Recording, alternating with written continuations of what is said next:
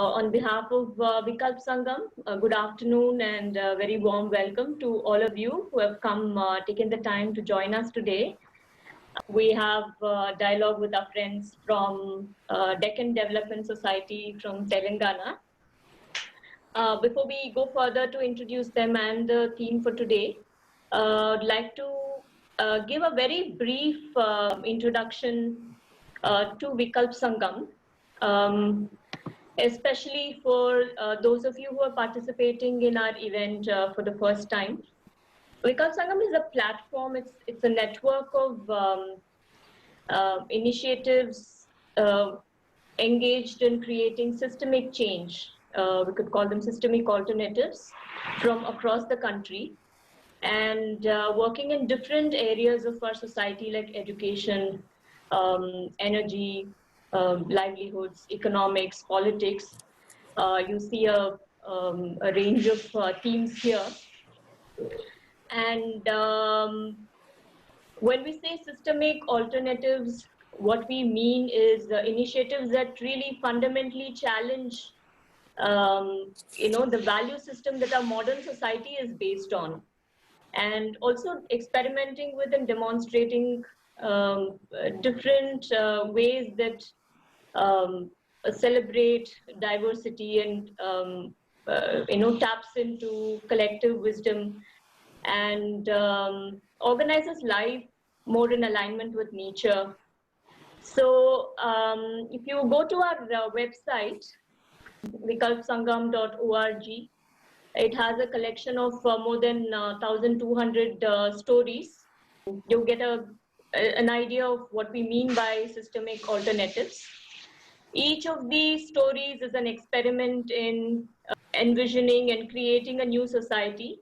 And apart from being featured on this web portal, leaders and members of these initiatives come together in confluences that we periodically organize. We call them Sangams. There are regional Sangams which are organized in different states and regions of India, where groups that are working on different areas come together from that region. And they come together for a few days to share their stories and experiences and also build and deepen their relationships with each other. And then there are thematic Sangams, which are focused on very specific themes like economy, education, or food or energy, where groups from across the country come together. And over the last 6 years, we've organized more than 20 different Sangams on various themes in various parts of the country. So we're very happy to have with us today Satish Ji, who's the co-founder of Deccan Development Society, Chandrama Garu, who's a farmer and seed conserver, and Narsamma Garu, who's a community media coordinator with us today from Deccan Development Society. They'll be talking about self-reliant village economy. So there's an 8-minute video of introduction of DDS. So I am just playing it.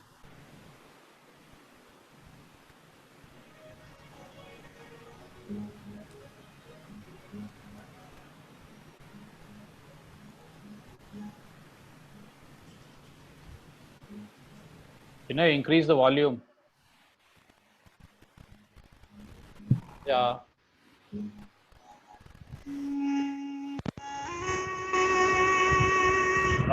That's good. Their daily confrontation both with starvation and deprivation. Is it good? Yes, but go to the beginning again, I think. It's fine, Ashish, let it be. Okay, go ahead, go ahead. Thanks, Vinay. This was the reality of thousands of women in the Medak district of Andhra Pradesh before they organized themselves as Sangams of the Deccan Development Society, a voluntary organization working in Zaheerabad region. The women have never looked back since.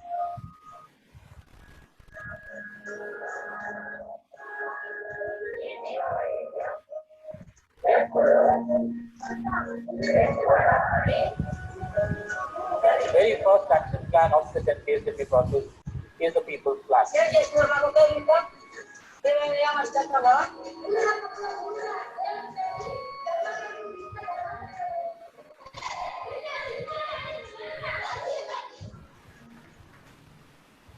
From a community of the start, they became a community of the plenty. From being food receivers, they went on to become food providers.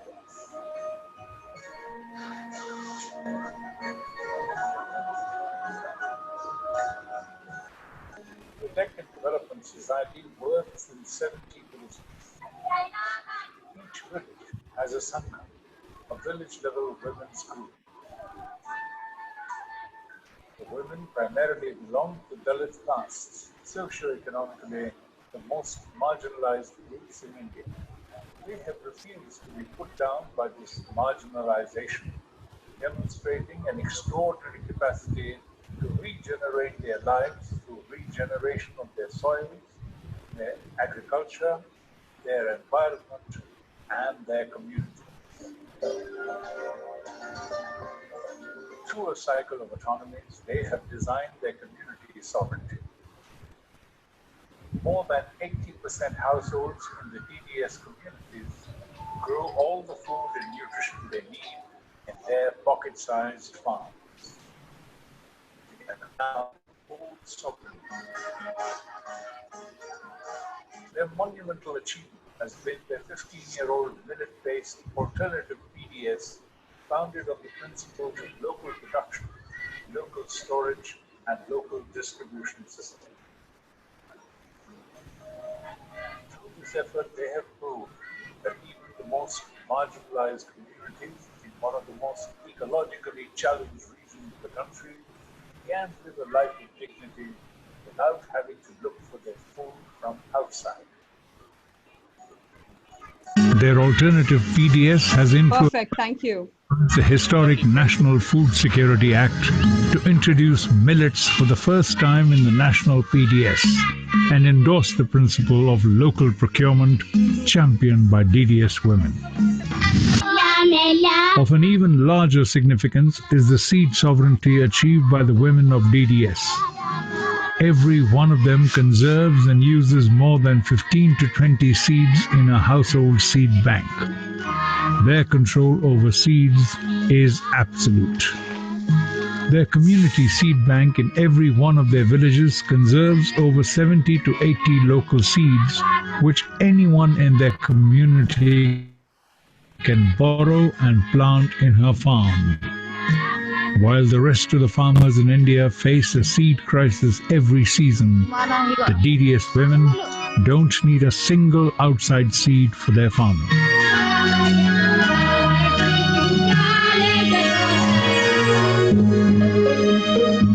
Pioneering the concept of agro-biodiversity in their agriculture, the DDS women have staked the claim to be the first Indian community to be recognized as agro-biodiversity heritage sites by the national government.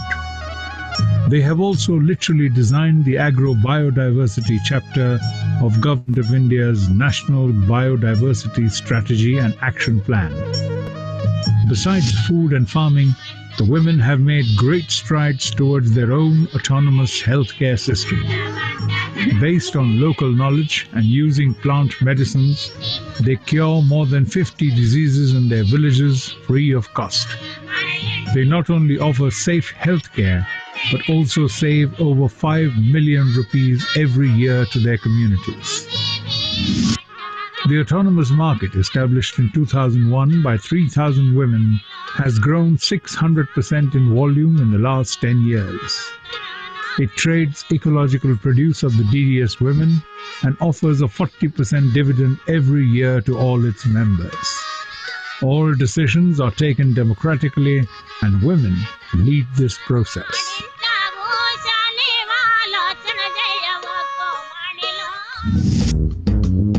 The crowning glory of DDS women is the 15-year-old Community Media Trust. They have transcended their non-literacy, gender, poverty, and social marginalization to make their own films on a range of issues. These are circulated worldwide, translated in languages such as English, French, German, Spanish, Swahili, and Bahasa.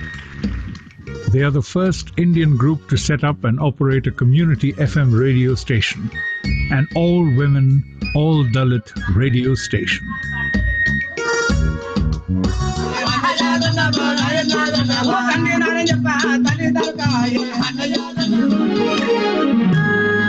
Their experiences are valued so much by the world that they are now leading many civil society networks and coalitions in India and abroad, working on various cutting-edge issues.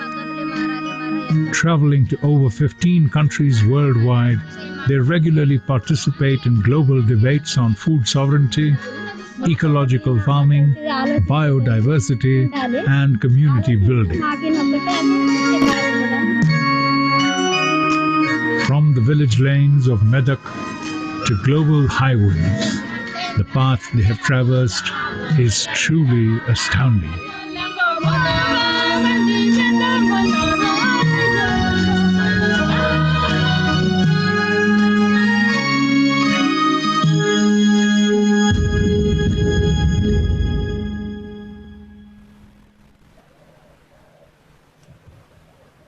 Thank you. So over to Satish.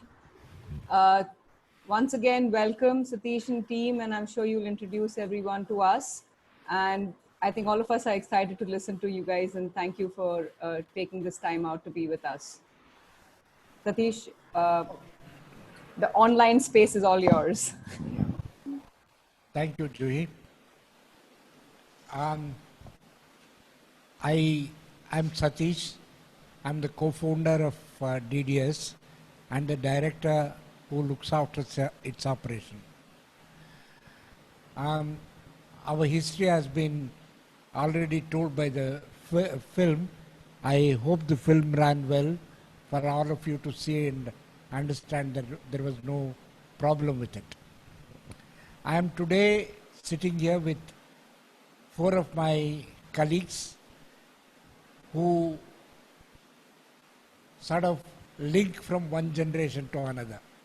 On my left is Bidakanne Chandrama, one of the earliest DDS farmers, and she will introduce herself to you a little later. And at the back of me is Narsamma, who is called General Narsamma. You heard it right. She is General Narsamma. She is the producer and manager of the first community radio station of India. And on to my right is Chinna Narsamma. She is the head of the Media Trust, and she is the one who made many of the films that you saw. And at the back of me is Mayuri. Mayuri is the youngest of the team, and she is already a filmmaker. Her first film itself was made when she was 8 years old. It was on a woman farmer who was a practitioner of huge biodiversity in her farm. And that film was so well done by her that it won the Asia's youngest filmmaker on biodiversity award. And later she was invited by the European Seed Keepers Conference at France, and later at Germany, and etc., etc. So this is the team. Like I said, it goes across from generation to generation to generation to generation, and encapsulates DDS journey over the last 35 years. Since you have already shown the history of DDS in the film, I will not go into the history, but I was told by Sangeeta and Ashish yesterday to focus on 3 questions. Sangeeta, if I am wrong, please correct me. Number 1 was, how is the impact of COVID in our areas? You know, we work in about 70 odd villages here in Sangams. Sangam is a concept that we have always cherished, and for us, Sangam has a practical meaning in the sense that it's a group of people who come voluntarily to be together, and it also has a spiritual connotation as driven by Buddhist ethos of Buddham Sharanam Gacchami and Sangam Sharanam Gacchami. So it is to Sangha that I bow. And the same thing is spreads across all religions today. In the Christianity always says that wherever the 10 of you are, I am there. That is what Jesus Christ says. And for Islam, Jamaat is of the prime importance. And in Hinduism, we say Sangha Shakti Kalavyuge. So the spiritual importance of the word Sangam is what we have got. And it's a little different from the Sangam of the Kalpavruksha Sangams, which is a confluence. And we have tried not to deviate from this concept, because when the Dwakra groups came and self-help groups came, they completely watered down the concept of Sangams and made them into some kind of very simple, very very materialistic grouping of people. Anyway, that's a part. So in our Sangams, yesterday Sangeeta asked, how have you felt the effect of COVID? I said we have no impact of COVID. Nobody in this area, I mean, I'm not just talking of the DDS Sangams, this entire area of Zahirabad has not been impacted by COVID. So in a sense, you can call it a unrecognized green zone. Why is it so? We have to still find answers for that. My colleagues in the IPES, International Panel of Experts on Food Systems, they say that food system has a very large role in preventing the kind of crisis that the corona has brought. And I'm still looking at it, studying it, so I don't want to jump the gun and make a claim that it's just our food systems that have saved us from corona. But one thing I'm sure is, corona has not impacted our lives, our livelihoods in the 70-odd Sangams of the DDS villages. The secondly is, how has it affected our food? Not at all. Every Sangam woman, here I'm talking about Sangam women, because outside Sangams, there may be some deprivation in the villages, there may be some problem in the villages, but in Sangam homes, there is no hunger, there is no deprivation, everybody eats the normal meals that they were eating, and they keep themselves healthy and full of life. And actually, even before the Prime Minister discovered the virtues of eating nutritious meals and enlarging your immunity, the women in DDS Sangams and people in this region have always done in their lives. So this was not a new slogan for them anywhere. But they have continued to do it, and they have been staying safe and healthy. And the third thing is, how have they helped the others? I think they have helped a lot. You know, like today, every day, when I'm talking about Sangam women, they are the typical less than $2 a day kind of earners. And it's not that they are very well off economically. It's socially and nutritionally and food-wise that they have found their feet, and they are quite sovereign. That's why we called our film Cultivating Sovereignty. So in terms of food, they have not only been self-sufficient, but they are also helping the other people who are not as fortunate as they are. For the last 10 days, every day they are serving 1,000 glasses of ragi porridge. And the ragi porridge, Achha, this is Jayashree's intervention, I guess. Anyway, Continue, Satish. Thank you. I don't particularly like these pictures, but the point is they are serving 1,000 glasses of ragi porridge to people like her, and also to the health workers in Zahirabad and the municipal workers. So the health workers, the other deprived people, they are all taken care of by this one action of the DDS Sangam women. And secondly, they have gone and identified people, migrant workers who live in the what do you call, brick kilns around Zahirabad, and they have made how many families? Around? About 80 families, and get up. My friend Mayuri here was the leader of the group who identified those families and made the provisions available for a complete month until the government wakes up to their problems and comes to their support. Then they went around Zahirabad and looked at the kind of people which the normal mainstream people don't look at.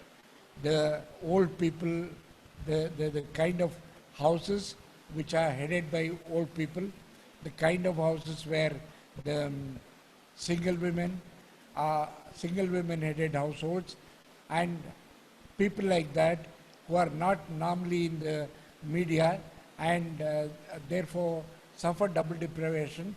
They have helped them also.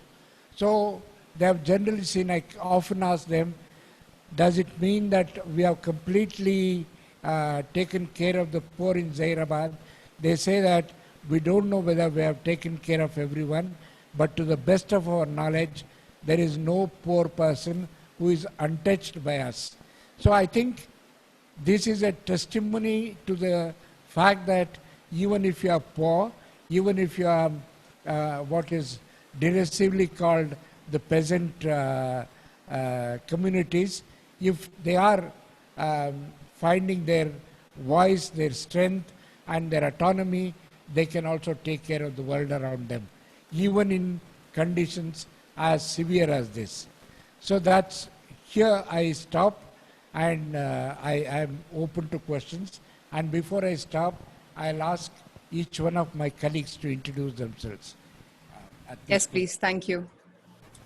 At this point. నీ గురించి. నమస్తే అమ్మలు. అయితే ముందుకు నేను ఈ ఇంటికాడ నేను ఒక్కదాన్ని చేసుకునే దాన్ని అమ్మ. మా ఇంటికాడ చేసుకుంటా నేను ఇక మా ఆయన చచ్చిపోయిండు, నేనే వ్యవసాయం చేస్తుంటే అట్లనే వ్యవసాయం చేసుకుంటా ఒక్కదాన్ని చేయబట్టుంటే ఈమెకు పంటలన్నీ తెలుస్తాయి, భూమి రకాలు తెలుస్తాయి అని ఇక్కడ పచ్చసాలకు పిలిచిండ్రు. అప్పుడు నేను పిల్లలకు వినా భూమి రకాలు చెప్పిన, చెట్ల రకాలు చెప్పిన, ఇత్తనాల రకాలు వినా చెప్పిన. అయితే ఇట్లా చెప్పుకుంటా వండుకుంటా నా ఇంటి వ్యవసాయం వినా నేను వీళ్ళు ఇచ్చిన చిన్న జీతం అయితే వినా నేను తినలేదు.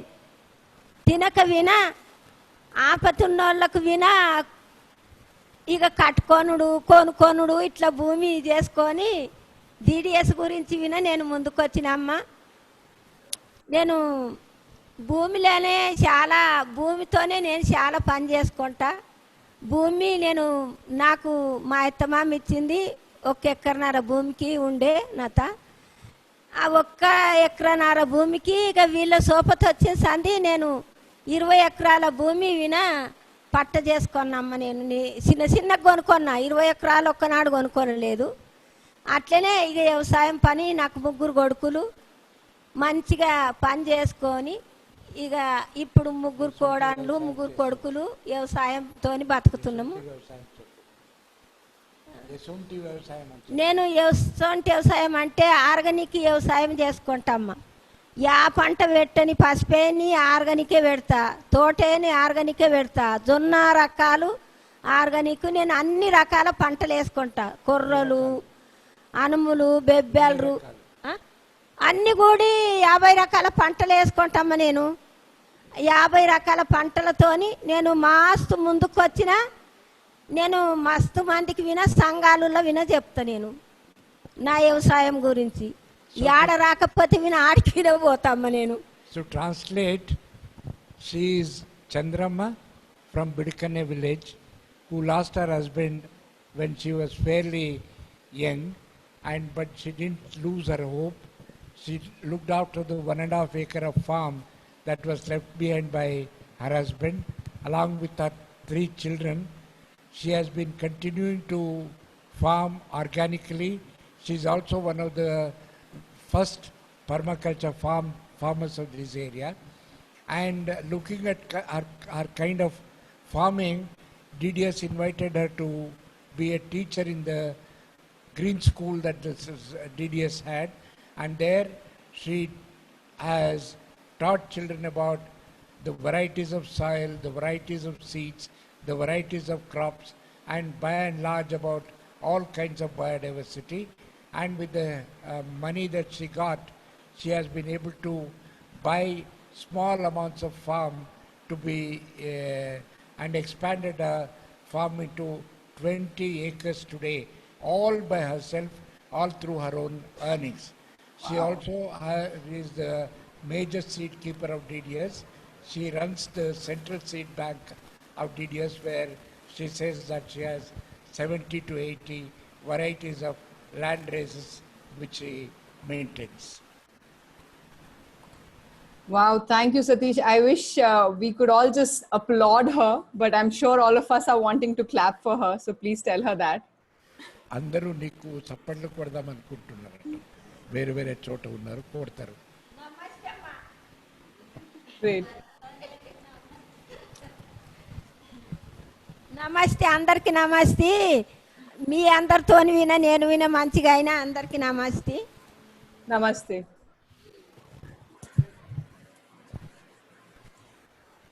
Okay, Satish. We can listen to Narsamma. Chinna Narsamma, yeah.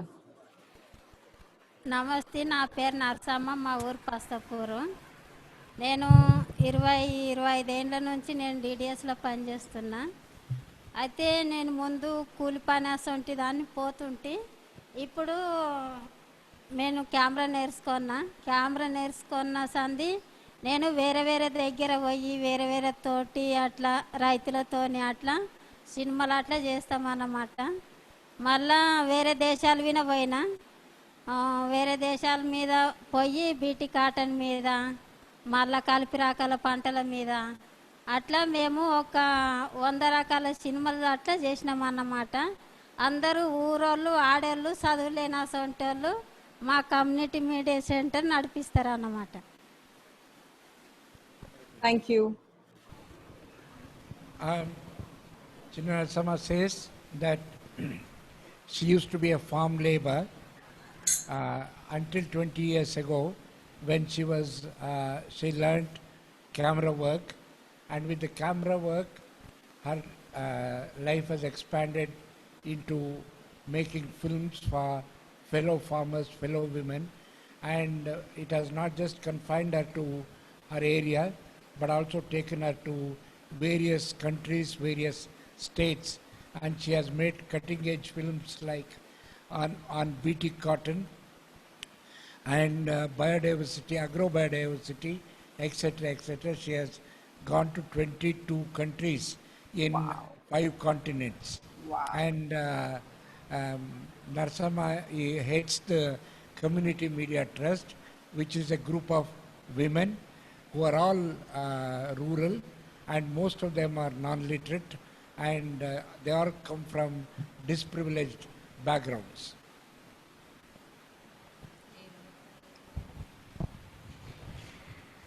నమస్తే అమ్మా, నేను సంగం రేడియోలో పనిచేస్తా. అయితే భారతదేశంలో మొట్టమొదటి రేడియో స్టేషను. దాన్ని ముగ్గురం ఆడోళ్ళం కలిపి నడిపిస్తుంటాము. 35 కిలోమీటర్ల దూరం దాకా ప్రసారాలు చేస్తుంటాము. మొత్తం రేడియో స్టేషను ఊరోళ్ళ కోసము, ఊరోళ్ళ దాని మీదనే, ఊరోళ్ళ తెలివి జ్ఞానం మీదనే నడుస్తుంటుంది అన్నమాట. ఆ పని చేస్తుంటా. వచ్చేటోళ్ళు అందరూ ఊరోళ్ళే వస్తారు. అంటే ఊర్లో ఉన్న పెద్ద మనుషులు కానీ ఊర్లో ఉన్న తెలివి జ్ఞానాన్నే సంగం రేడియో ద్వారా ప్రసారం చేస్తుంటాం అన్నమాట.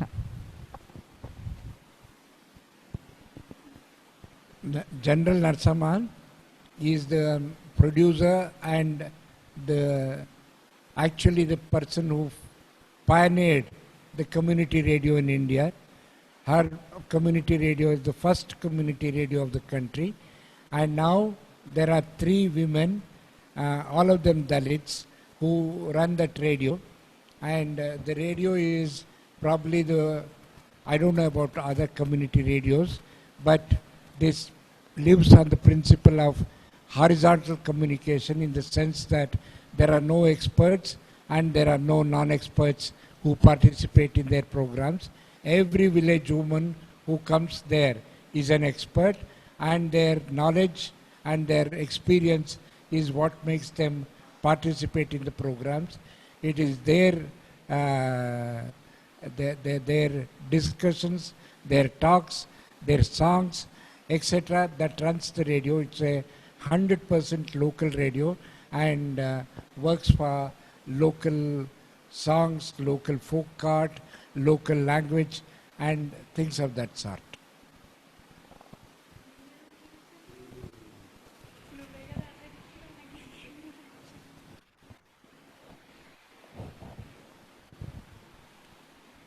Good evening, everybody. My name is Mayuri.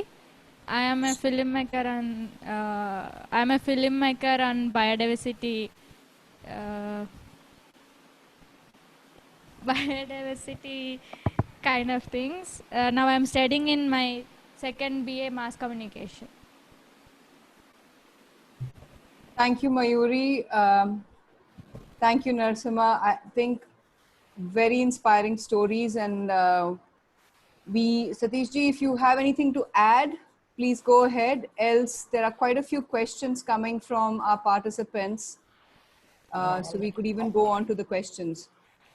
All that I wanted to say was, we have also talked about the question of autonomy and control in our introduction, and therefore we thought that we must have autonomy over everything, including food production, seeds, healthcare, media and market.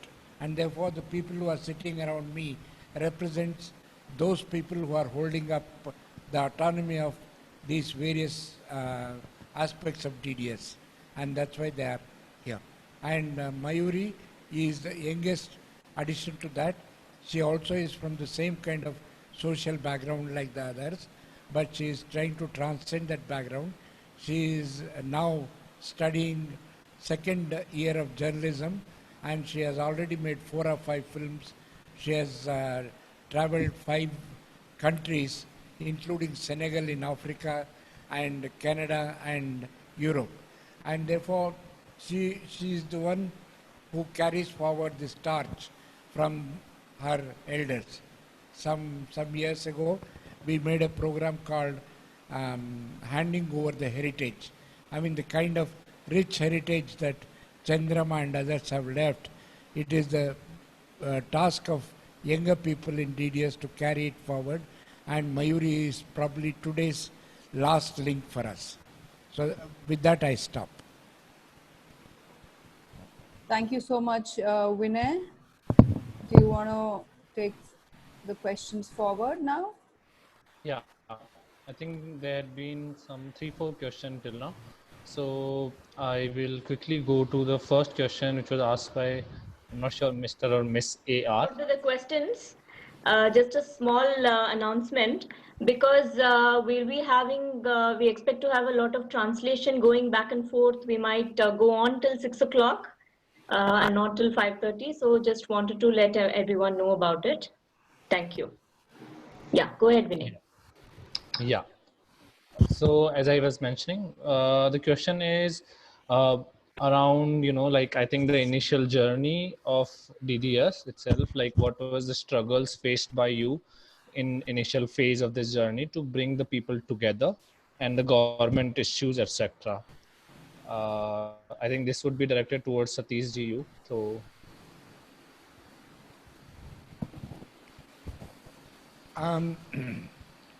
In a sense, if I say what I'm going to say now, it may look a bit preposterous, but I'm really telling the truth.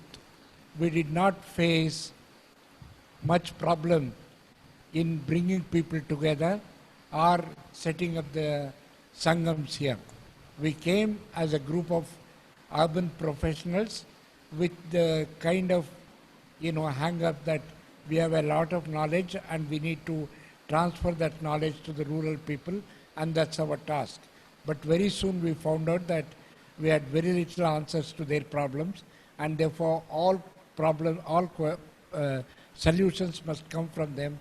So from being tellers, we became listeners. Once we became listeners, then the Sangams started accepting us, and they grew in a geometric proportion. And very soon from 12 Sangams, it was 27 Sangams to 41 Sangams to 60 Sangams to 75 Sangams. And even before we knew that we had grown. And any kind of struggle and all of that, we did not stand in the front line. We told people that it is your struggle, you fight it. And if you are victorious, we are always there to stand by your side. And that's how our journey was. And to the best of my knowledge, there was no major problem at that point of time. Are there any innovative distribution or collection systems that you are currently engaging in? Are you facing any difficulties in the current system? We have as we claim, we have an autonomous market. When we say autonomous market, it means that this market is not subject to the mainstream market's diktats or their rules. So here we have a market committee made up of the Sangam women who come and decide what price should various things be bought and what price they should be sold. So that's one of the things that is settled at the community level. And secondly, 90% of our 90% of the things that we buy or procure is from the Sangam women, because they are all ecological farmers and we have complete faith in their ecological methods. So since it's an ecological market, we purchase from them, and the price is always fixed by their own group of people who form the committee. There are no conflicts in that sense, and we get the supply properly. And as I said, every woman who comes and sells something to the market gets 10% over the outside market price. And if she purchases something from the market, she gets a discount of 10%. I mean, things like which they don't get from the Sangam people, things like soaps, etc., which are to be procured from outside and sold to them. So we don't have a huge supply chain, and therefore we don't see any problem in the supply chain. There are some small, what shall I say, blips now and then, but that's sorted out when we have a weekly market meeting among ourselves. I don't know whether this answers the question. If there is sub-question, I'm very happy to answer. Yeah, I guess we could ask Mr. Abhishek to just come in if he would like to.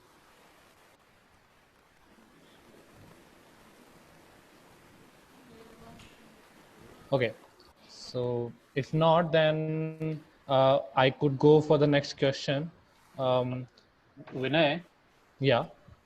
sorry, Satish, I think it might be useful also if the questions are translated in case any of the women have any responses also. Sure. From now on, maybe not the first two, but from now on.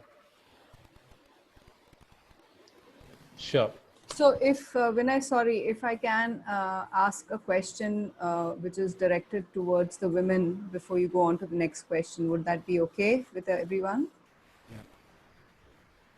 Sure, please go ahead. So I am more from a social space, and for Chandrama to answer actually, since she's one of the first farmers, as you said, with this movement, and looking at her social history, I just wanted to get a brief understanding of what's the basic social status of women in and around Zahirabad.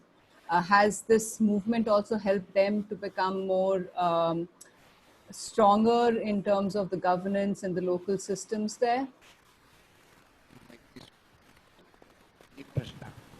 ఈ సంఘం పుట్టిన సంధి ఆడోళ్ళ పరిస్థితి ఏమైంది, ఆడోళ్ళకి ఏమైనా మేలైందా, ఆడోళ్ళ పరిస్థితి అట్లనే ఉన్నదా, ముందుగా ఎట్లుండే ఇప్పుడు ఎట్లున్నది? ముందుగాల పరిస్థితి ఎట్లుండే అంటే ఆడోళ్ళకు ముందుగాల బయటికి రాకుంటిమమ్మ. ముందు ఈ సంఘం రాక తొలిగే బయటికి రాకుంటిమి. యానన్నా జగడం ఆడుతున్నారు అంటే విన వాళ్ళ జగడం వాళ్ళే తీర్చుకోనాలే కానీ మళ్ళీ బయటకు వచ్చేది లేదు, మళ్ళీ రేవుల శుద్ధి వాళ్ళ మరచుకునేది లేదు. ఇప్పుడు అట్లా కాదు, ఇప్పుడు జగడాలు విన బంద్ అయినాయి. మళ్ళా అప్పుడేమదంటే తిండికి విన తిప్పలే ఉండే అమ్మ, బట్టలకు విన తిప్పలే ఉండే, కూర్చొని మాట్లాడడానికి విన తిప్పలే ఉండే. ఇసొంటి తిప్పలన్నీ ఇప్పుడు తీరినాయి, అప్పుడు లేకుండే. ఇప్పటికప్పటికి చాలా ఏకాన విన తిప్పలు లేకుండా అయినరు. ఇప్పుడు ఏకానంటే తెలుస్తున్నదా లేదా? రూపాయిలా కానీ ఇంట బయట ఆడోళ్ళ పరిస్థితి ఏమైనా మేలైందా? మేలు, చాలా మేలైంది. ఇంట్లో బయట ఎట్లా మేలైంది అంటే అప్పుడు అంటే పెద్దతనం చేసుడు లేదు, మొగోళ్ళు లేకున్నా కానీ బావల మరదలు ఉండ్రి, మేము ఉండకపోతావు బయటికి అనేటోళ్ళు. ఇప్పుడు అట్లా కాదు, బావల మరదలు ఉంటే నీది నీకే నాది నాకే అని ఇట్లా ఎదురు నడిచినట్లు మా దగ్గరికి వాళ్ళు వస్తున్నారు కానీ వాళ్ళ దగ్గరికి మేము పోకొచ్చినాము. ఇట్లా ఆడవాళ్ళ ఇప్పుడు మొగోళ్ళు పంచాయతీ ఉంటుంది, మొగోళ్ళ పంచాయతీ మొగోళ్ళే తెంపాలి అంటారు. ఇప్పుడు నేను వినే తెంపుతా పంచాయతీ. ఇట్లా ఆడవాళ్ళకు వినా అధికారం వచ్చినట్లు అయింది. ఇప్పుడు ఏమన్నా మాట ఉంటే ఆమె బాగా ఆడుతుంది, కడకోడి అని పిలుస్తారు నాకు, ముఖం చూడని పంచాయతీ. ఇట్లా వాళ్ళ ఏమవుతుంది అంటే ఎవరు వస్తే వాళ్ళ మాట ఆడుతుండ్రు. ఇప్పుడు అట్లా కాదు, ఉన్నంత మాట ఆడేస్తాం, అంత మంచిగా అయింది. ఇట్లా ఈ ఒక్క పని అమ్మ అన్ని పనులు ముందుకు వచ్చినాయి, చాలా మంచిగా ఉన్నది. ఎప్పటికి ఇట్టే నడిస్తే ఆపత్తి ఉండదు, ఇక కరువు విన ఉండదు. ఇట్లా సొంతం పనులు విన మంచిగా నడుస్తాయి. ఎవరి అధికారంలో నడవకుండా ఈ పనులు అయితే మంచిగా జరుగుతాయి. So before the Sanghams, our position was locked up in our homes. We were not allowed to go out of our house, and we had we were never given the right or leadership roles. But once we went into the Sanghams, today if there is a panchayat in the village, we are also called, whether we are directly connected to that or not. Earlier it was only the men who used to solve those conflicts. Today we are a part of all conflict resolution in the house, in our communities. And same way in our homes also we are given a lot of respect, because we have added a lot of stability to our homes, and this is recognized.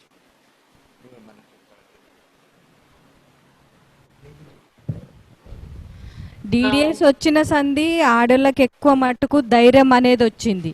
ప్రతి దాంట్లో ఆడోళ్ళకి ధైర్యం వచ్చింది. ఏమన్నా ఇప్పుడు మండల ఆఫీసుకి కానీ ఏమన్నా అడగడానికి కానీ ఆడోళ్ళు ముందుకు పోతున్నారు అనమాట. మళ్ళీ ఈ సంఘాలు అయిన సంఘాలు పుట్టిన సందే డ్వాక్రా గుంపులు పుట్టినాయి. వాళ్ళ విత్తనాలు వాళ్ళు దాచిపెట్టుకొనుడు, వాళ్ళ వ్యవసాయం వాళ్ళు చేసుకొనుడు, వాళ్ళ ఆరోగ్యం వాళ్ళ చేతిలో పెట్టుకొనుడు, వాళ్ళ తిండి వాళ్ళ చేతిలో పెట్టుకొనుడు, అట్లా రకరకాలుగా ఆలోచించి హుషారు ఎక్కువ ఉన్నదన్నమాట ఆడోళ్ళ దగ్గర. అప్పుడు ఉంటేనేమో మగవాళ్ళ పెద్దతనం నడుస్తుండే, కానీ ఇప్పుడు మగవాళ్ళ పెద్దతనం నడిపిస్తలేరు, ప్రతిదీ మీద వేసుకొని చేస్తున్నారు. Brilliant. There is a perceptible shift in women's position since the Sangam started. Now women go to the block offices, women go to the collectorate, they are there to argue their cases, and in many ways they also solve it. So in the sense that women take part at every stage in solving their problems, and also the kind of ownership they have, let's say over seeds or agriculture, these are all the kind of things which have brought a lot of respect and recognition to them. This is a contribution of the Sangams to their lives.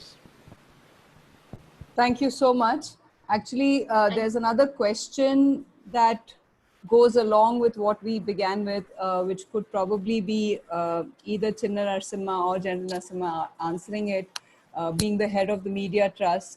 That someone's asked us that there are lots of, they see more arts and song happening at DDS, and is more curious to hear the words from the women of how these songs and arts are a part of their life.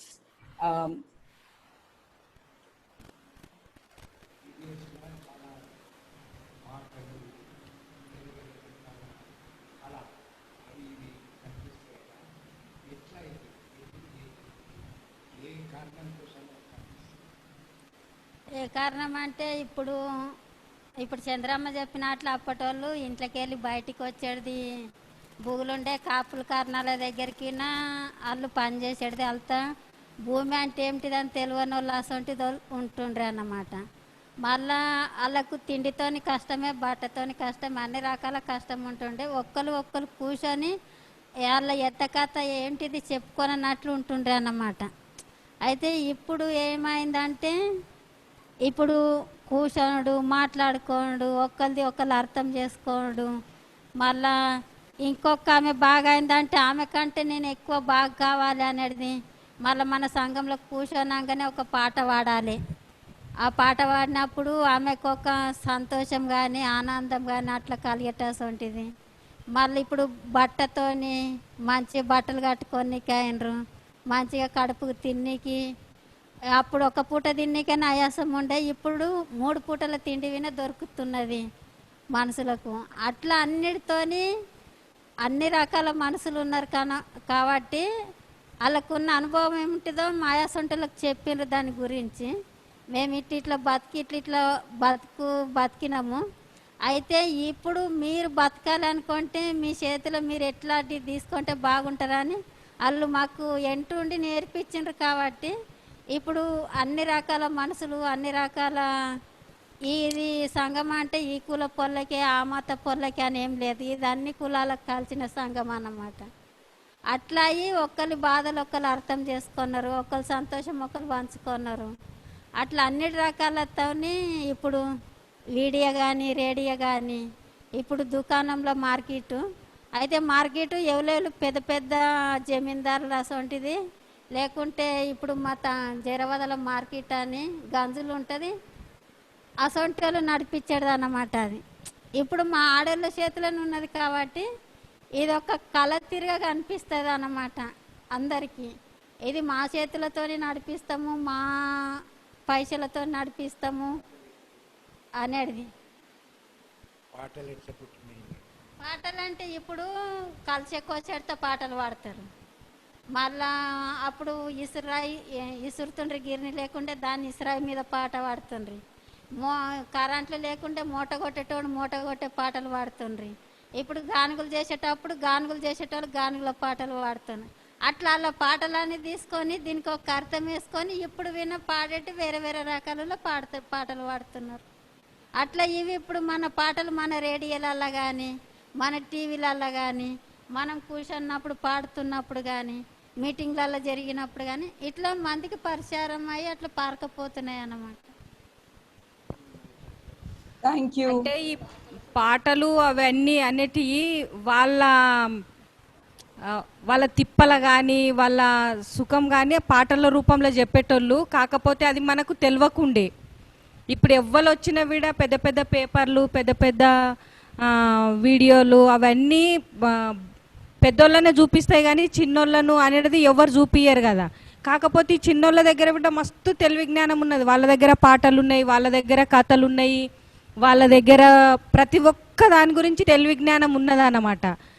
ఆ తెలివి జ్ఞానాన్ని బయటికి తీసుకురావడానికే మాలాంటి వాళ్ళం పని చేస్తున్నాము. వాళ్ళకొక చదువు రాదు, యాదాని అంటే అది వాడాలి అనేది. ఇప్పుడు మన చదువు వచ్చిన వాళ్ళు అయితే పేపర్ రాసుకొని పాటలు పాడగలుగుతారు. వాళ్ళకు చదువు రాదు కానీ ఒక్కో పాట వాడినంటే 2 రోజులు తెగనసొంటి పాటలు పాడతారు. మళ్ళీ ఎట్లా వాడాలని అట్లా వాడతారు.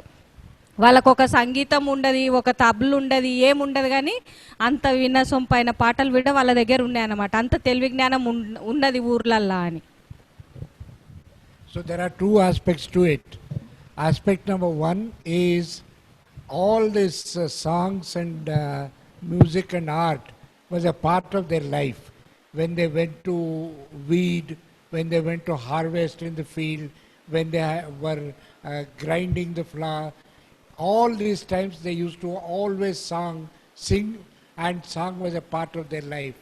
But the point was, it never came out of their houses. It was just at the house or the workplace. But now that we have the media, we try and look at all these expressions of people and bring them out. And secondly, once the Sangam started and people started coming together, sitting together, started sharing each other's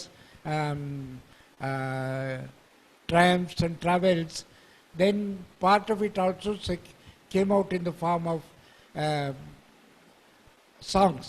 And therefore, what was a tradition has become a kind of a practice today, and that expresses itself as the song of people. And our media is very well aware of this, and so it tries to emphasize and highlight this musical aspect of people's lives. Great. Thank you, Satish. So just to give them a little time to prepare and think, we will end this session, if possible, with a song from these women, if they can, a small one. So just let them know. Just before 6 o'clock. Thank you so much. The next question is something that I also hold, and I'm also sharing what Vidya has typed, one of the participants, and I guess many others also who are listening. Why do you say Mayuri is the last link, and don't other people her generation want to stay back? So what you meant by that? Along with that, would love to know a little more about the younger generation. How do they look at their heritage, both men and women? And in that context, could you tell us a little bit about the Green School and what the children study there? So how is it, connected to their lives and village lives and culture and heritage? What's a typical day like, and what kinds of projects do they work on? And also young men, talking about this younger generation, what are the kind of things they do? Jobs they have. Are they also organized into sangams, or what is their role in the larger scheme of things that DDS is engaged with?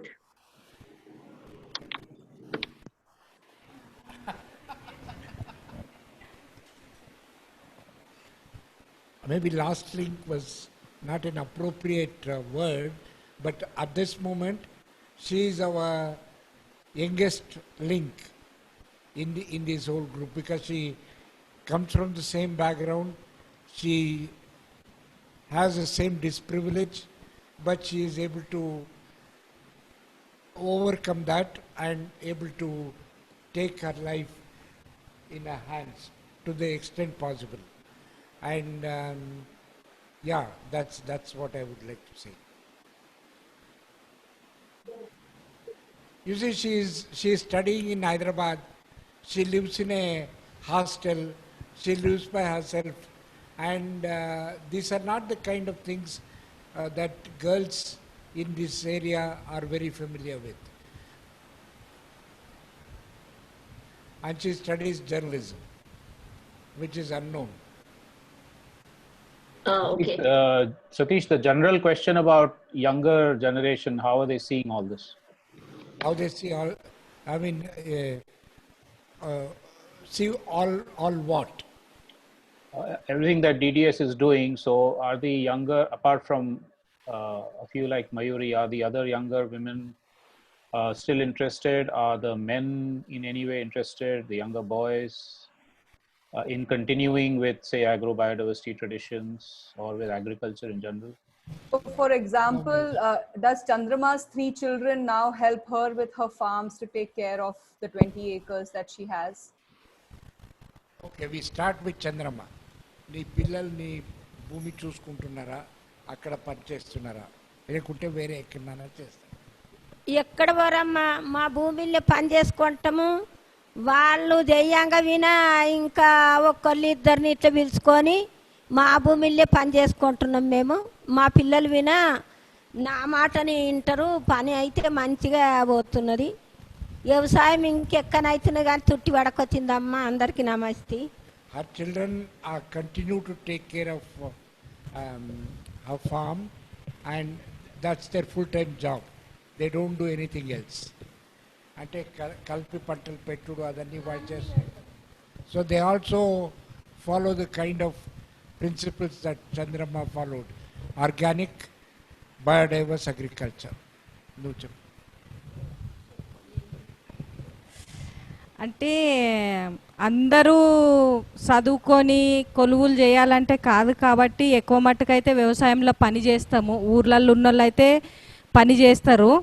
అయితే ఇప్పుడు చంద్రమ్మ చేసినంత ఇప్పుడు చదువుకొని చేయకపోవచ్చు, కానీ ఆమె దాంట్లో కనీసం ఒక శారా నాటన్న భాగమన్నా పని చేస్తున్నాం అన్నమాట. ఇంకా కొన్ని రోజులు అయితే ఇక నేర్చుకొని అది చేస్తాం, ముందటికి పోతామేమో, కానీ పని అయితే చేస్తారు.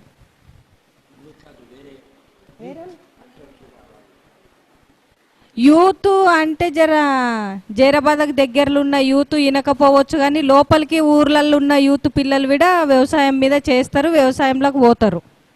అంటే ఇది ఇప్పుడు బిడకన్య కానీ అట్లా చూసుకుంటే మగ పిల్లలు కూడా పోయి చేస్తారు. ఆడపిల్లలు తక్కువ చేస్తారు చిన్న వయసు వాళ్ళ దాంట్లో, కానీ మగపిల్లలు ఎక్కువ చేస్తారు.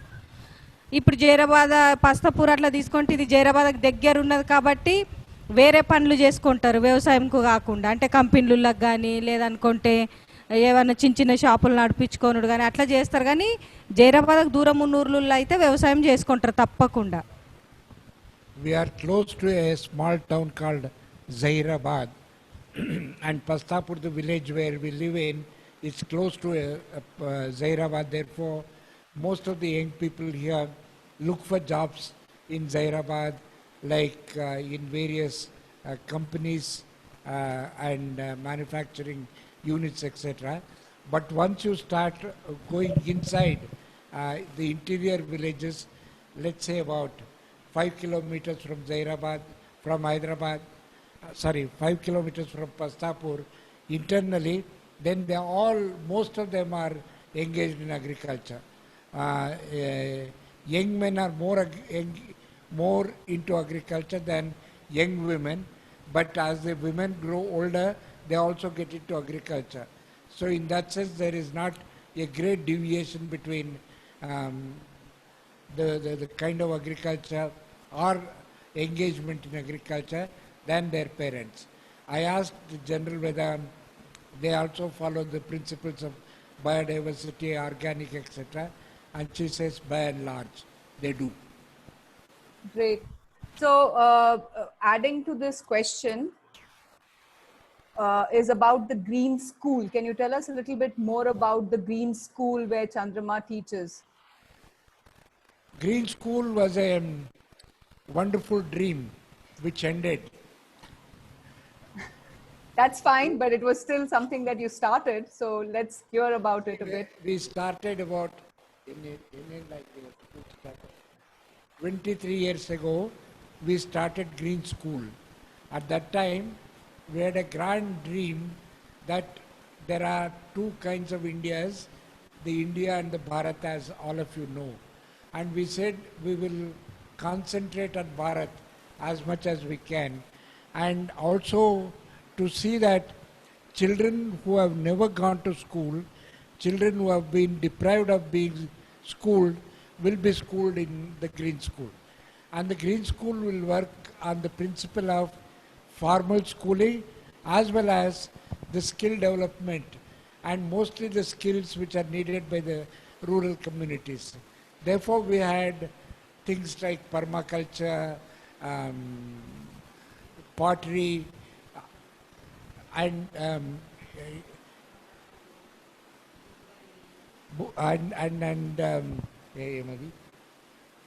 livestock,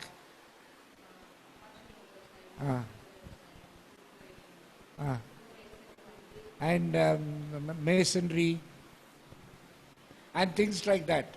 And at least eight different skills were taught in the school, and children had the opportunity to select go through all the skills and select 2 skills for specialization.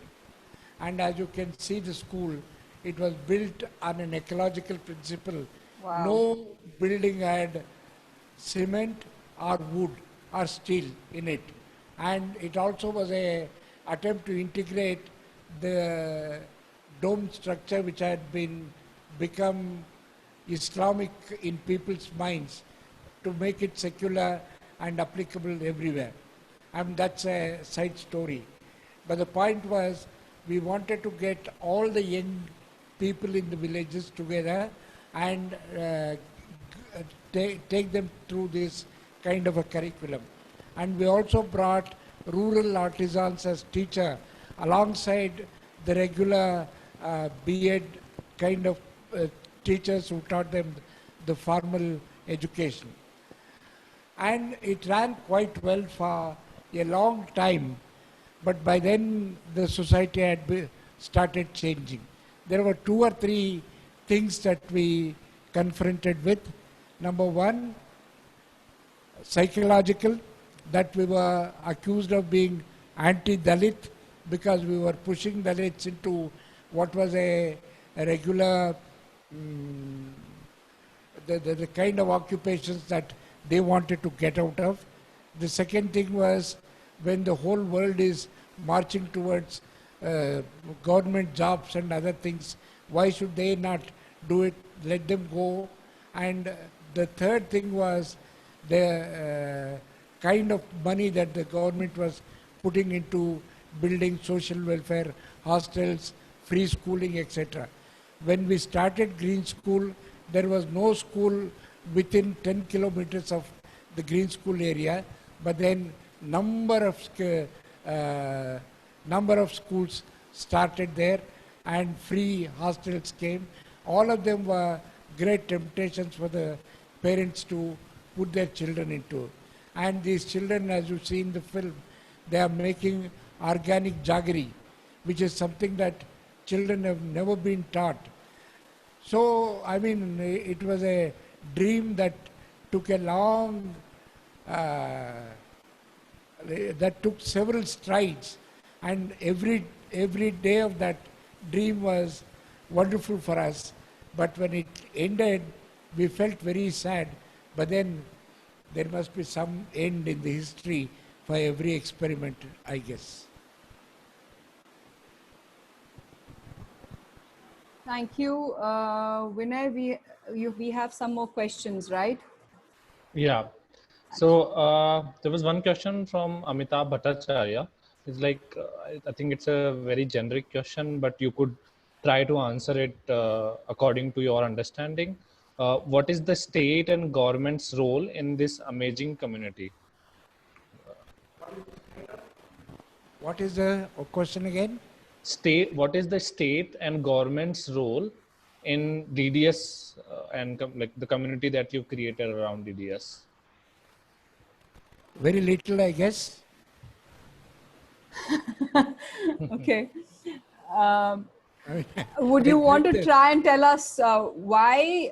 Is it because you haven't approached them, or is it that they're not really interested in how you guys are working? No, you see, we have a very selective marriage with the government.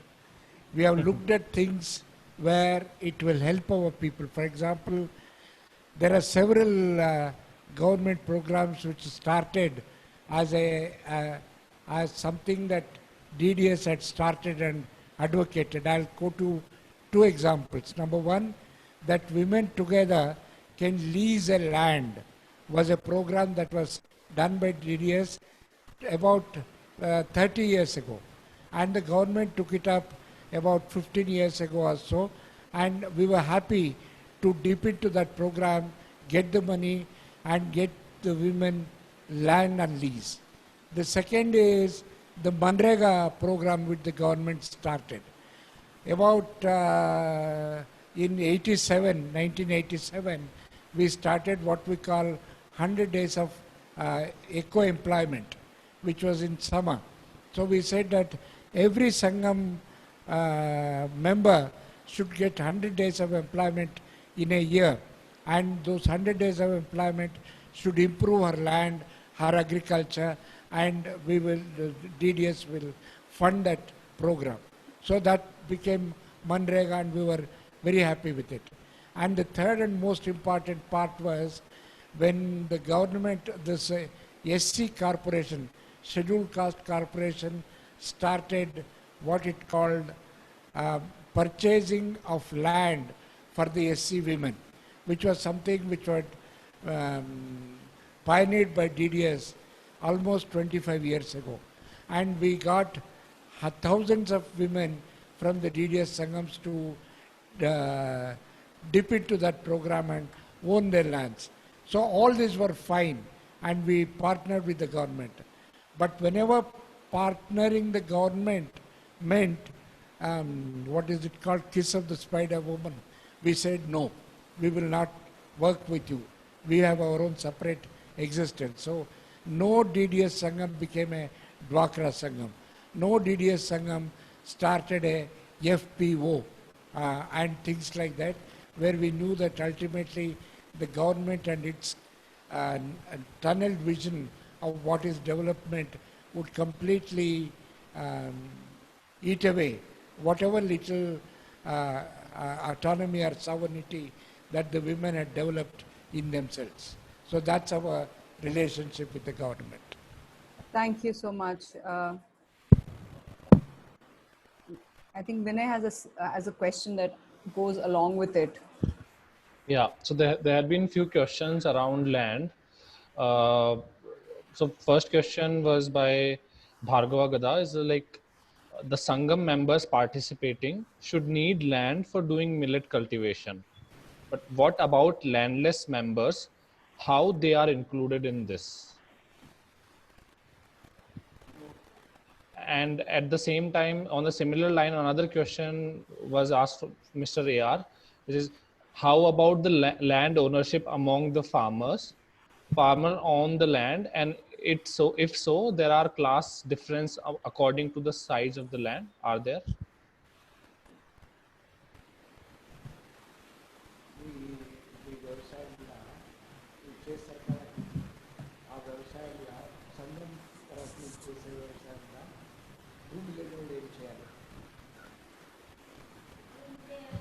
ఏం చేయాలంటే ఈ సంఘం పంటలు ఈ సంఘం పంటలు పెట్టిన వాళ్ళతో వాళ్ళకు భూమి లేని వాళ్ళకు వినా కూలి దొరుకుతుంది అన్నము.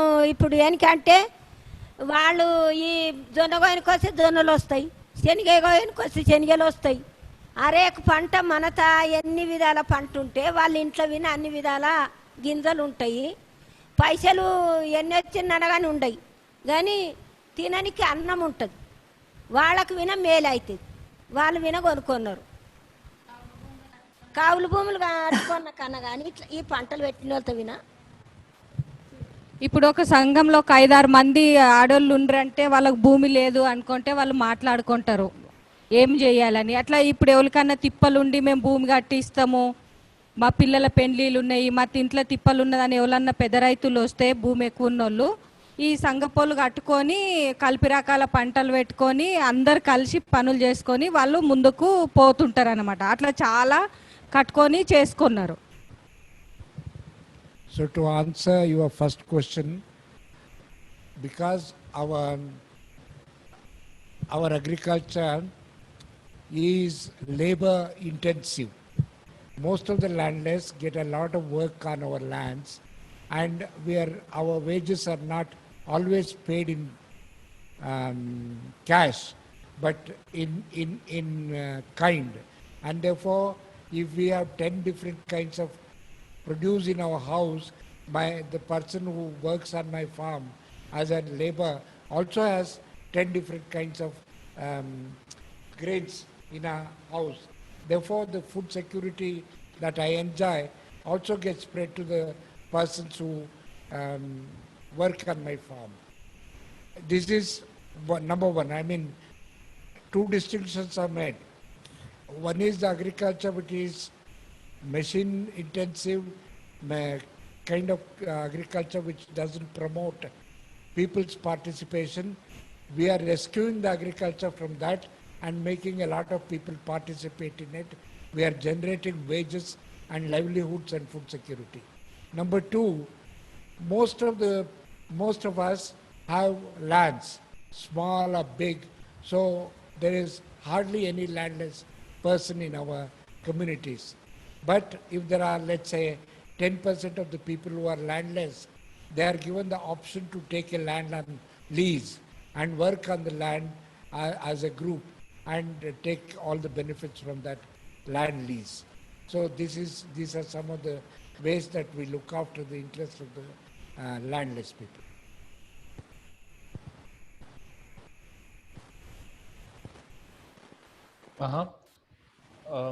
Okay. I think Roshni had also asked around, I think, is wanting to know Chandrama's journey of land ownership, like from personal experience, if she could talk about. What was the question again? Chandrama's journey of land ownership. Land ownership, yeah. ఎక్కడన్నర భూమి నుంచి 20 ఎకరాల దాకా ఎట్లా పోయింది? ఎట్లా పోయినా అంటే వ్యవసాయం ఎట్లా పోయినామంటే ఆ ఎకరన్నర భూమికి బలం పెట్టి పంట పండించుకొని ఆ పంట తినలేదు. ఇక్కడ బీడిఎస్లు పని చేస్తుంటే కదా, అవి తినక ఒక్కటే పారి నేను 20 ఎకరాలు ఇన్ని పోసుకొనలేదు. కొంత ఒక్క పారి అద్దె ఎక్కరు కొనుక్కోండి, ఒక్క పారి ఎక్కరు కొనుక్కోండి, ఇట్లా కొనుక్కొని నేను ముందుకు పోయిన కానీ ఒక్కటే పారి నేను లక్షలు పెట్టి కొనలేదు సార్. అప్పుడు అగ్గుండే భూమి 35 ఎక్కరు అంటే లాస్ట్ భూమి కొన్న చూడు, 25, 15 ఇట్లనే పైసలతోని కొన్న, వేయిలలో కొన్న, లక్షల్లో కాదు.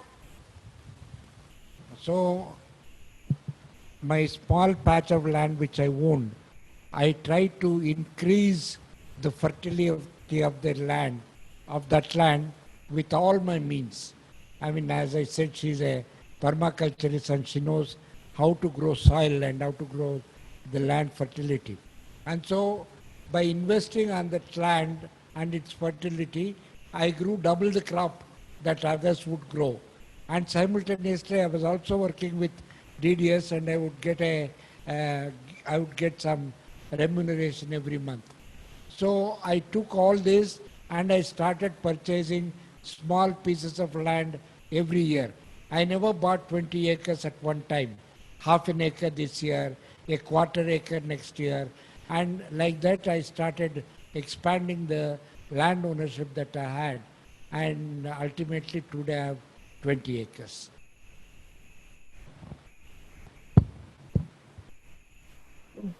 Great. That's lovely. Right. Actually, there are quite a few questions coming in about land, but I am just taking a pause here from the land questions. And I'm asking another question about, I think the main goal of holding these Vikalp Varta is around, trying to bring people together and collaborate with each other. So on those lines, there's a question from Sridhar Reddy, which is around, would DDS help me set up similar activity or organization in adjoining area, which is Bhiknoor, Kamareddy district, part of Zahirabad parliamentary consistency? Kamareddy district. No, I mean, Kamareddy is not a part of our constituency, but it has nothing to do with our thinking. And if he has any plans, he is always welcome to come and meet us, and we will try and help him as much as we can. Sir, I will definitely come and meet you. But Kamareddy is very much part of Zahirabad parliamentary constituency. There are 4 MLA constituencies from Kamareddy district, and 3 from Sangareddy district becomes Zahirabad parliamentary constituency. As you can see, I am politically uneducated. I know, sir. Then only you can focus on development work. Great. Just to inform everyone here that, of course, I'm sure as we are talking, there are a lot more questions coming on our mind. This is also to actually begin a collective dialogue and also a one-on-one dialogue with the group. So we will share Satish Ji's email address and other contact details with all of you. And you are most welcome to connect with them post this one-on-one as well. We are at 5:33. We've got 4 more critical questions, I think, that we should answer, and then take it forward to try and wrap up. Is that okay? What happened to the song? The song will happen after the next 4 questions. That's why I'm just forewarning everyone that we should also not take too much of everyone's time, especially the women who've probably left their homes to come and be with us. So Vinay, can you ask the next questions, please? Yeah, sure. So it's a question from Snehal Naik, which is around the seeds. Was there already a tradition to preserve seeds? Did you teach any special techniques to the community? And I think on a similar line, a question by another person, which is, I live and farm at Bhiknoor again. And can I get seeds from DDS to plant in coming Kharif season? Yes. Yeah. So, as I said earlier, the thing we have done as DDS is always to follow farmers and learn from farmers. So there is no seed saving technique that we have taught farmers. It was a part of the tradition in which they had started losing faith and confidence, and we rebuild that confidence and faith. And therefore, all the traditions that have been lost have been brought back into a kind of a vibrant current activity. And therefore, they knew how to save seeds, they knew how to preserve seeds, and they continue to do so. Second is, we are certainly happy to share seeds with anybody who have right intention to farm. Wonderful. And I think one question was directed towards Narsamma, which was that she said she has some 80 kinds of seed in her seed bank. Can she talk about those seeds? 80. What do you want her to talk about? Yeah, I guess it was open-ended, but maybe, the process to get there, to have these 80 kind of different seeds, and how does she preserve that? And you say that you have our email address, and if you write to us, we will direct whoever wants the seeds to the right person. We have Chandrama and another person called Lakshmama, who are our seed keepers, and they can go there and contact them and get seeds.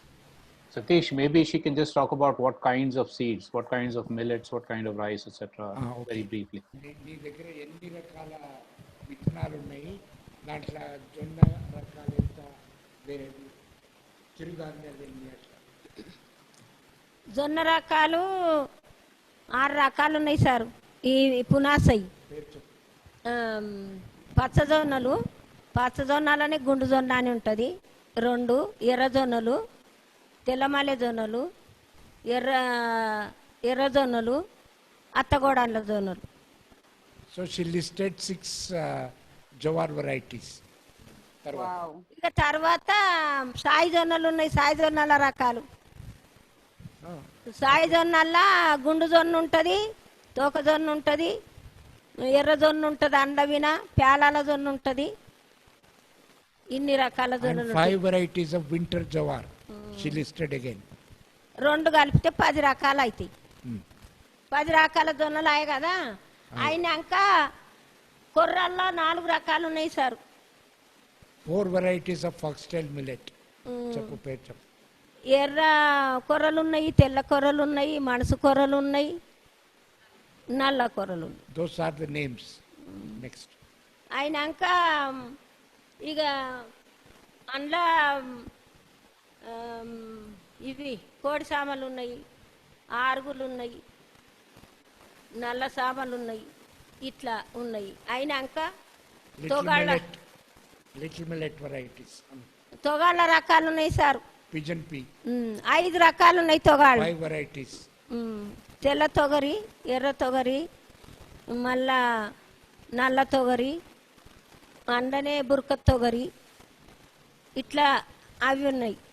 అయినాక అనుములు ఉన్నాయి 3 రకాలు. Dalico slab lab. నల్లయి, తెల్లయి, ఎర్రయి. 3 varieties. అట్లనే పుండి గింజలు ఉన్నాయి 4 రకాలు. Hibiscus. 4 varieties. ఎర్రది ఉన్నది, తెల్లది ఉన్నది, గుమోజు పుండి అని ఉన్నది, ఎర్ర పుండి ఉన్నది. 4. అవి 4 రకాలు. చెప్పిన ఇంకా చెప్పాలా? పెసాళ్ళు మినుములు, పెసాళ్ళు మినుములు 3 రకాలు, 4 రకాలు ఉన్నాయి పెసాళ్ళు. 4 varieties of mung bean. చెంకి పెసాళ్ళు, Ganga పెసాళ్ళు, Gunda పెసరి, బాలె. She named them. Great. So can you ask her, amongst the women who have these banks, so everybody has banks, do they have a competition of who has more seeds than the other one? Once we did, and మీ దగ్గర పోటీ ఉన్నదా? ఎవరి దగ్గర ఎక్కువ విత్తనాలు ఉంటుంది? ఉంటుంది. ఏం చేస్తారు పోటీ చేసి? పోటీ చేస్తే ఎక్కువ రకాల పెట్టిన వాళ్ళకు ఈనాలు ఇస్తాం కదా, ఇతనాల దానికి ఈనాలు ఇస్తాము. పంటలు పెట్టిన వాళ్ళకు విన పోటీ ఉంటుందమ్మా. So International Day of Seed, we conduct competition, as well as we do competition on the diversity of crops in people's farms, and we also give them awards. Wow. So how many times has Chandrama won? Not a single. Because there are others like her on your screen who has more than Chandrama. Fantastic. Okay, Vinay, do we have any more questions that yeah, need to be we do. finished? So I think last question from Sri Lanka. Uchita is asking, how can digital frontier or technologies help advance the community knowledge based on home, agro, cottage production, and community marketplace? I did not get that question properly. Is it it's little Uchita. Uchita. Yeah, I think it's a little scattered, but I think what he or she is trying to ask is how is digital or technology helping the community in terms of like cottage production or community marketplace or knowledge based home agriculture? I don't think technology plays any role in their kind of agriculture. They produce their own technology, and happily the rest of the world, I mean, I'm not talking about Sri Lanka, within India, rest of India is looking at their technologies with a lot more respect than it used to do earlier. And everybody concedes that their technology is far more sustainable, far more environmentally beneficial, and therefore worth pursuing for the world.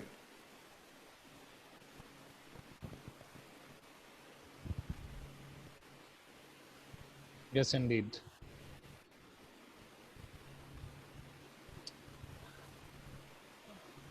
Okay. Maybe just to add, Vinay, I mean, if everybody's finished. Yeah, I think most of our questions are on, like, there.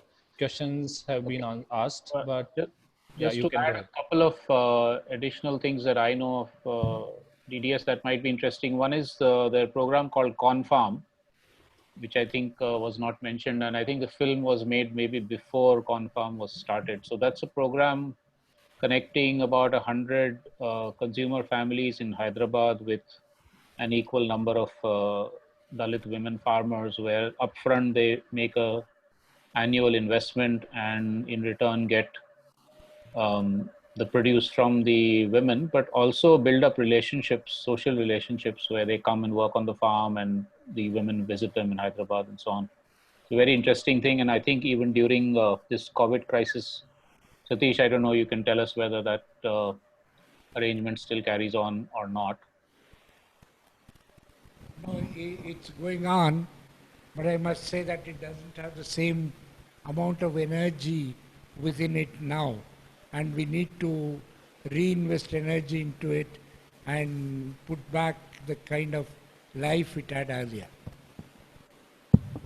Okay, and the second one was something I found very innovative when I first got to know DDS, which was a parallel public distribution system.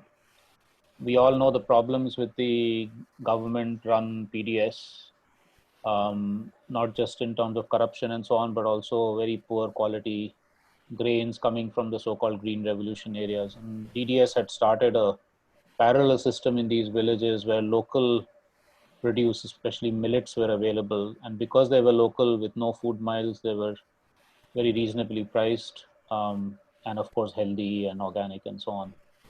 So I think that was one of the first, or probably the first example of a PDS that could work with local procurement of local organic seeds. Now, of course, a number of state governments are also trying to experiment with something like that. And even nationally, there is some, at least talk about the PDS system becoming much more localized. And with the COVID crisis, that seems to be even more of a necessity now. But DDS was probably the first one to start something like this. Satish, you want to add anything on that? No, not much.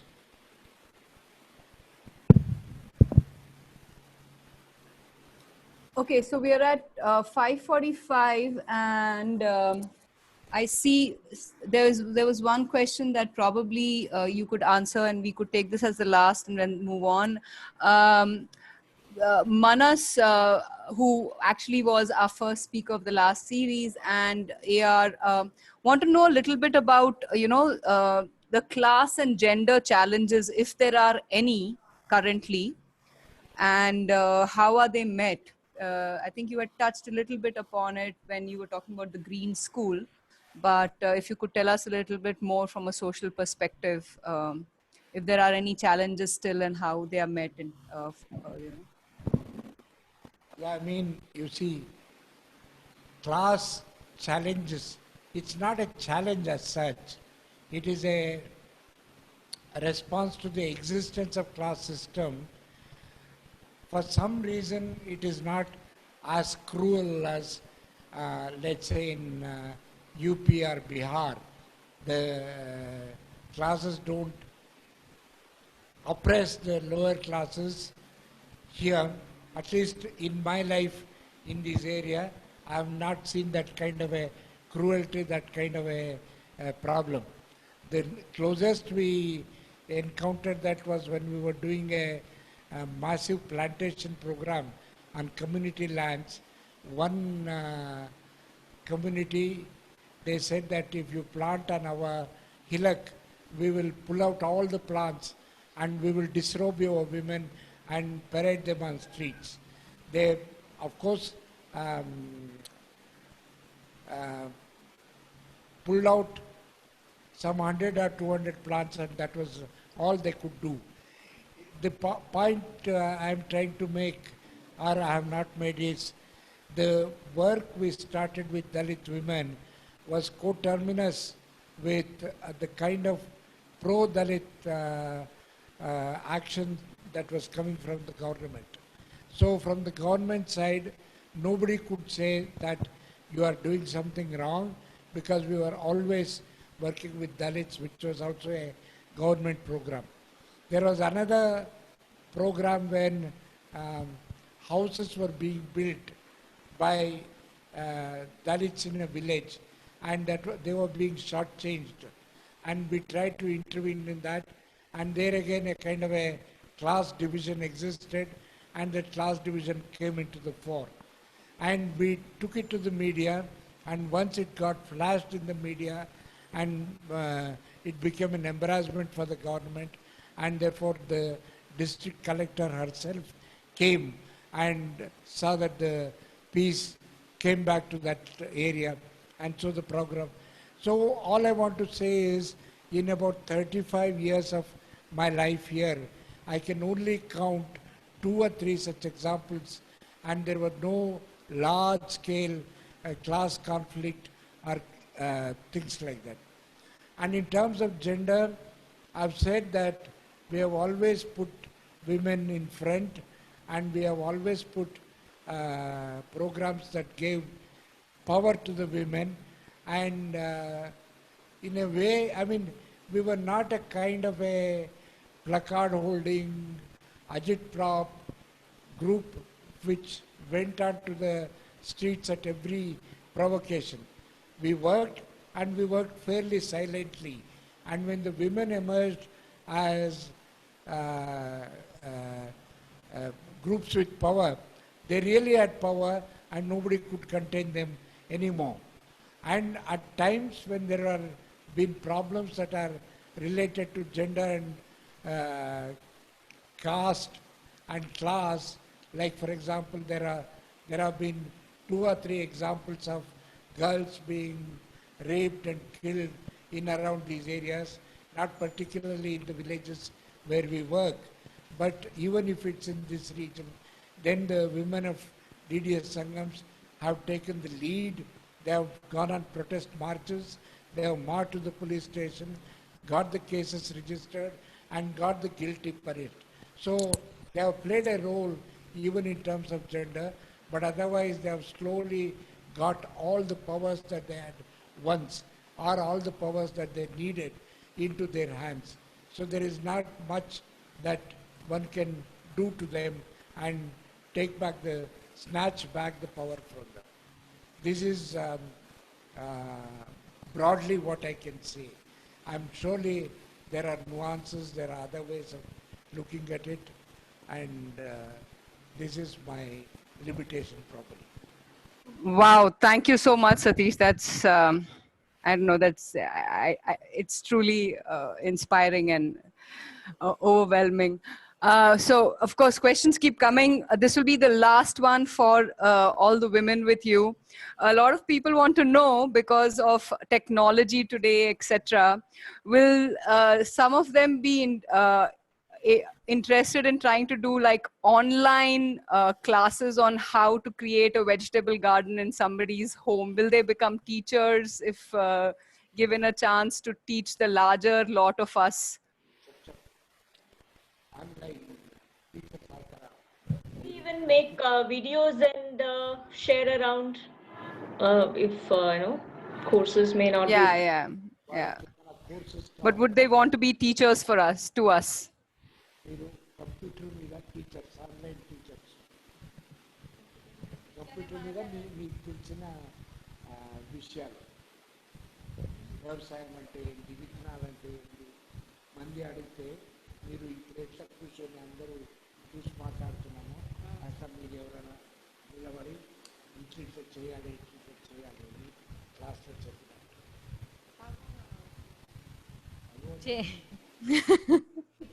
ఇట్లా పెడితే చేస్తాం కదా.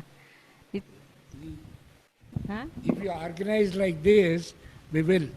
Okay, perfect. So we'll think about it. So thank you so much. I think some of us could probably be sitting here for another hour and chatting away because there's been so much that we have learned. But time is of essence. So as you had said, could we kind of have the song now to end this session? Unless Chandrama wants to say something? She wants to say something? She's waiting for you to ask for the song. She's waiting to? అయితే అమ్మ మేము మా పని మీద మేము పాట కట్టుకుంటాము, మా పనితోనే మేము పాట పాడతాము ఈ నుండి. Thank you. గడ్డ మీద భూమి ఉన్నదానా గంగాకే బాదున్నదానా గంగమ్మో దున్నుడు రప్పుడైనదే తల్లి గంగమ్మో దున్నుడు రప్పుడైనదే తల్లి. మాతా ఉన్న పెంట ఎరవు మాతా ఉన్న పెంట ఎరవు భూమయ్యో బండిల నింపి కొట్టినాము భూమయ్యో బండిల నింపి కొట్టినాము.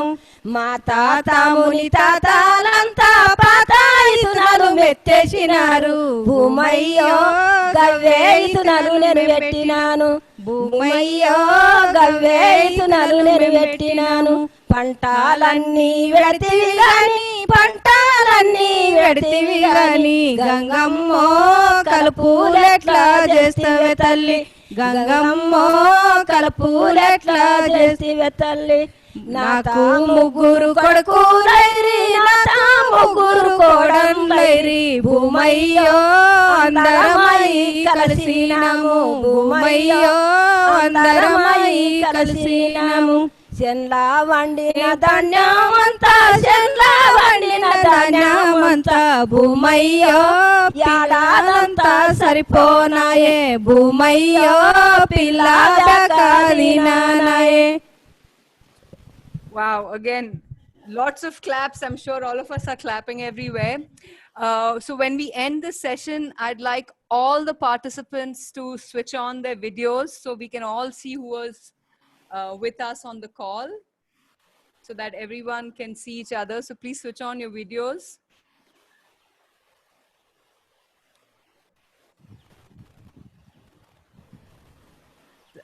And once again, a big thank you. Satish ji, please say a big thank you. I don't know how to say it in Telugu, but dhanyavadam. Dhanyavadalu. Dhanyavadalu. Like lots of dhanyavadalu for them to come and be with us. And I'm sure it's, I'm getting a bit emotional because this is what we need more and we need to hear them more. Probably I'm missing it because we are stuck in the lockdown and we usually are people who work in the field with everyone. So Satish ji, you're lucky where you are. And I'd like to end by saying that I think a lot of us have been saying it, and this is an example that women are the true keepers of our planet Earth. And I think this DDS story, reiterates this in a much more stronger way. And this crisis probably will also be lifted and taken care of by the various women across the world. So thank you so much. If anyone wants to add anything, say thank you by themselves, please go ahead, switch on your mics and say what you want to say. It may be a cacophony, but I think this has been an overwhelming session.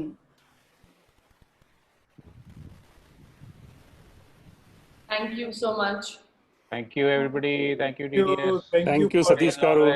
ధన్యవాదాలు. చంద్రమ్మ, మీ అందరిని మళ్ళా తొందరనే కలుస్తాం. చాలా సంతోషం మీ అందరినీ మేము చూడడం. నాకు కూడా అందరికీ వందనము. Thank you very much. Okay, thank you so much, and hope to see you guys in the next series. Satish ji, we invite you for the other series as well, if you can, if you have the time, and we'll keep everybody informed. Everyone who shared their email addresses, we will send you a recording and a small photo story of this session as well for your own keep and to share with others. So see you guys soon, and Dhanyavadalu again. Thank you. Thank you for listening to us. Bye. Bye. Bye. Namaste, Amma.